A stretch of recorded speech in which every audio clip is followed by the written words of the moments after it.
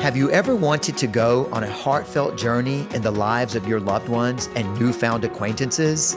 Do you enjoy listening and engaging in uplifting discussions that leave you motivated and inspired to take action in your own life? This podcast is a space where we have in-depth conversations on family, health, spirituality, entrepreneurship, and well, just plain old life. I'm Jesse DeLeon, and this is my passion. Join me on a walk into the fascinating narratives and meaningful conversations that shape our experiences. Welcome to The Knowing, a Life and Stories podcast.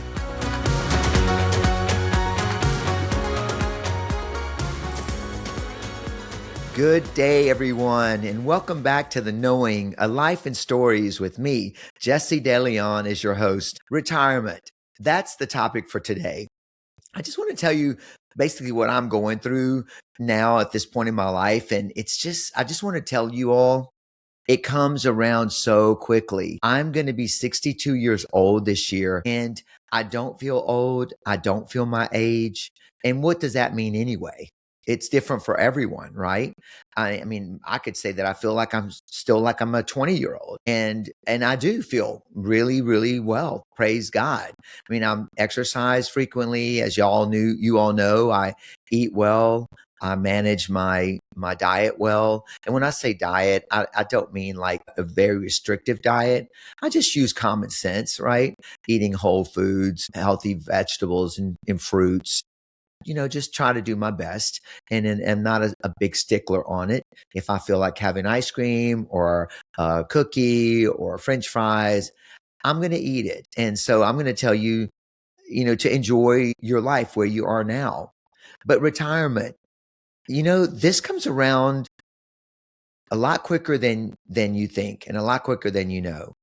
I'm very blessed that at an early age, I started to really think about retirement and think about how what that was going to look like, what type of retirement, would I have? Would I have enough? And what does enough mean? It's all relative, right? To what the economy is, what inflation is at that time in one's life. Well, this has definitely come around quickly for me. And now I'm asking all the questions, and I'm setting everything out on the table so that I can see where I am financially, where I am in terms of my investments, where I am in terms of savings, where I am in terms of, am I going to want to live in the same space, in the same city, in the same area of the city when I retire? Will I be able to afford it? How would that look like? Am I going to be able to still go to the grocery stores that I enjoy frequenting? Am I going to be able to enjoy a menu that I prepare for myself in retirement? What does that look like? Am I going to be on a strict budget? Will I be able to afford good meats? Will I be able to afford good vegetables? To afford to have wine? A glass of wine every night or with dinner. What does that look like? What is my budget going to be like for going to a movie, going to a concert, going to a play? Uh, my utilities. What is that going to look like? The networks that I now currently pay for, Paramount, HBO, Netflix. What does that look like? What is that going to total to? When you're young, we don't think about that. We just think about the moment today. And I don't know about you all and what your situation was like when you're in your 20s, 30s, 40s, and even 50s. For me, it was really, really pleasant, and I'm so blessed. I of course I put aside for savings for a rainy day, for when the water heater goes out, the air conditioning unit needs to be replaced, car, maintenance, tires, oil changes, all of these things really do matter. And what I recommend is make a list. Start making a list now of what your like monthly, expenditures are. It's really important to get used to doing that. And I was very blessed that I was aware of that. And so I did put aside for savings. I did put aside for investments. And because I own my own business, I'm self-employed. I don't have a 401k, in place where my employer contributes as much as I contribute, and vice versa. I have had to learn to be very disciplined and to set aside monies every month. I have X amount of money that comes out of my bank account that goes directly into my savings account. I don't even think about it. It just does. It just goes there. And so that accrues, right? For those rainy days. I have a set amount that gets debited out of my account to go towards my investment account, my portfolio. Now there, 2025, I didn't do a lot of investing. I didn't do a lot of contributions for 2025 rather. But what was helpful was that the monies that is already there was generating income. So I'm a big proponent and a supporter of investments in the stock market, because on a up market you do great. Yes, of course there are those down moments, those down turns in the market, but over time, and when you're young, you can take those risks, right? Because when you're 30 and the market goes down, 40 and the market goes down, 50 and the market goes down, you can still be aggressive in your investments. And with, your financial planner can help you with that, as my financial advisor has done for me through the years. And I've done well, praise God. I've done really better than a lot of people that I know. And I wish they had invested. I've talked to so many of my friends and even nephews and nieces that are in their 40s and even 50s now. I've been talking to them about, please, please, please pay attention to this. Please invest. The time is going to go by so fast. And before you know it, you're going to be 60. And that's what I want to impart to you all, to anyone that's listening, to anyone this makes a difference to.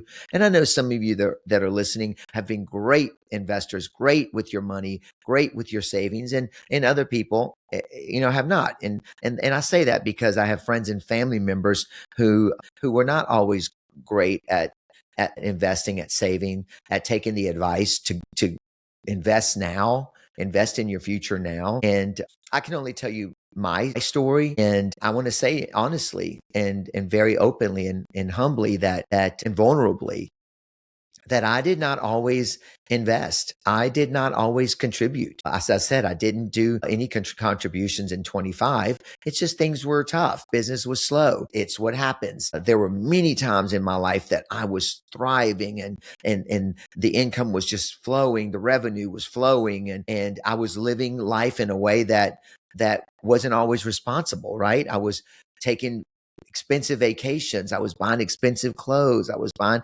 expensive cars. I was just, keeping the wine cellar like full of champagne and good wine. And I always thought that it had to be expensive to taste good. But my business began to sort of be on a decline and the markets were kind of, up and down, I realized that I had to start cutting back. I had to start tasting wines that were not as expensive as the kind of wines I used to purchase. And then what I found, guys, is you can get a really good bottle of wine for like $15. I mean, seriously, you really can. Now, it's not always going to be consistent, but hey, every now and then you get a bad bottle of a $15 bottle of wine. So what? Big deal. You use it to cook with. And that's what I do. I use it like I turn it into vinegar and I start cooking with my red wines. And I'm a big red wine drinker and I don't really enjoy white wines that much, but I, there's a way to salvage things, right? To use things in other ways so that you don't have to discard them and it doesn't have to be a complete waste of your investment of your money. And in this time in my life right now, like I said, I have everything out on the table, looking at it clearly and really keeping a good account of what my finances look like. And again, I wish I would have done better. Wish I would have been more disciplined, but here we are now, right? It's come so quickly. And a lot of people are waiting until they actually file for retirement You can claim Social Security at 62, 65, 67, 70. And of course, the longer you wait, the better return on your monies, right? The more you're going to actually be allowed to receive with Social Security. So I've been talking to my financial planner and my accountant and my friends. Go to your friends, go to the people who you trust and who are done well with their money, with their investments. Ask them advice. Ask your banker advice. Ask if you don't have an accountant that helps you on a regular basis, ask a friend who is an accountant. Go to the people who know that can help you and guide you. People are always happy to lend a helping hand, always happy to share knowledge that they know, because they look at it as, wow, that person must really respect me enough to come to me to ask for my advice. So people are always willing and ready to help you. So go to your go-to people who can help you and who can advise you and who you can just kind of go back and forth with and get feedback from. I mean, I have several friends my age now, and that's our conversation that we're having. We're helping each other. We're guiding each other. We're getting feedback from each other. And it's really helpful because you realize that you're not alone. You have other people who can commiserate with you on these things that are important, right? But I am going to advise you, don't wait to the last minute. Don't wait till you're 65 when you're ready to draw Social Security. Don't wait till you're 67. Start planning now. Start researching now. When do you get on Medicare? Will you need another supplement to help you with your expenses when it comes to caring for yourself and medications that one might need to be on? And I'm going to say this, it is a known scientific fact. Very important to know this and remember this. If you don't want to be on statins, certain medications as you get older, that can be avoided. Of course, good genetics plays a good part in our health, but it's important to really, at a young age, don't wait till you're 65 to want to get on a good diet. Don't wait till you're 65 to want to start eating whole foods and taking care of your health. Do it now. Do it in your 20s and 30s and 40s. Do it now, because it really is going to be the best return on your investment. You are your best investment, right? It's not about how much money you're going to have in retirement. It's about what is going to make you happy. What does happiness look like in those years, right? In the years that we start slowing down in terms of how much time we're going to be putting in the office or at the office or whatever our vocation is, right? Whether you're an electrician, a plumber, a home builder, it's so important to not wait until we're there. Start planning now. And I know good friends and family who didn't do that, and they're having to think about what is to come. What are the struggles going to be to come? I didn't plan. I didn't put aside for a rainy day. I don't have an investment portfolio. I'm going to have to work until I claim disability or Social Security, disability. Let's not wait till that time comes. Let's take action now. Let's help each other. Let's encourage each other. Let's talk to each other. Really communicating is the key. And remember, you are your best investment. So start taking those walks now. Start cleaning up your eating habits now. It's okay. You can still indulge on chocolate chip cookie, on chocolate cake, on lemon icebox pie, which happens to be my favorite.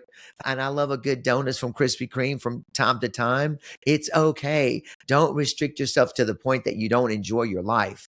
I'm saying enjoy your life, but have a plan.